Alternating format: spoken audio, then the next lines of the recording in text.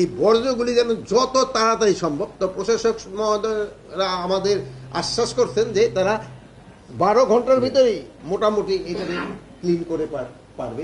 এবার এটা যদি করা যায়, এবং এই জন্য তারা সব ধরনের প্রস্তুতি নিয়ে রাখছে। এই জন্য আমরা প্রশাসক মহোদয়কে ধন্যবাদ দিই। তবে অ্যাডভান্স দিয়ে দিলাম, আর যদি করার পরে আরেকবার 2বার দিব। আর একটা হলো ট্রাফিক। এটা শুধু ঢাকার ট্রাফিক না, বরঞ্চ ইসের সময় ঢাকার ট্রাফিকের অবস্থা একটু ভালো হয়, বাট এই যারা ওই বিভিন্ন গন্তব্যস্থানে দূরে যায় ওই ট্রাফিকটা একটু ঝামেলাবে হয়। আর এবার যেহেতু আরও বেশি হওয়ার যেহেতু একদিক দিয়ে হলো যাবে, আরেক দিক দিয়ে আবার গরুর আসবে। অন্যান্য সময় বাসটা নামাই দিয়ে দৌড়ে তাড়াতাড়ি, এইবার কিন্তু হবে না। এই জন্য যেন ট্রাফিকটা ভালো থাকে এই জন্য ইন্সট্রাকশন দেওয়া হয়েছে।